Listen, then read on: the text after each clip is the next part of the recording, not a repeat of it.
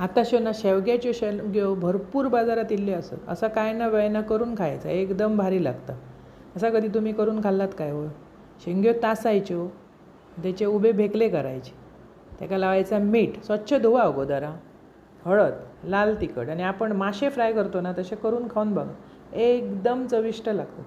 शेंग्यो मात्र कोवळे होय. आताशो बाजारात इलेत ना, 20 रुपयान मोठी गड्डी मिळता, म्हणजे 6-7 शेंग्यो, नाहीतर ओवाळूक पण गावणं होत नाही.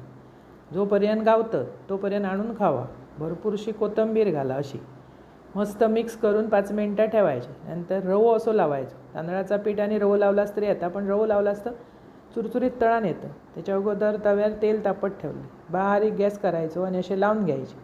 एकदम टेस्टी लागतात. फटाफट असं गर ओढून खायचो, इतके ते भारी. आणि आताशे इलेत ना ते कोवळे असतात आणि मोठे असतात, त्यामुळे ते भाजूक बरे पडतात. आणि हे बाजारी, बाहेरचे, हे गावठी नाही. ते गावठी येतात ते आमटेक आणि बरे लागतात, आणि हे असे तळून खाऊक बरे लागतात. कधी बाजारात गेलास, शेवग्याच्यो शेंग्यो गावल्यो तर आणा, अशो माशासारक्यो चुरचुरीत तळा आणि खावा. कसे लागतात ते म्हाका कमेंट करून सांगा.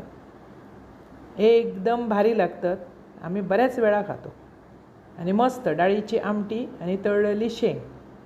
तुम्ही खाल्लात तर तुमकांय आवडतली. अशो आणा, तळा, खावा, अप्रतिम चव लागता. आवडतले तुमका, आणि आवडल्यास पटकन माझा चॅनल सबस्क्राईब करा.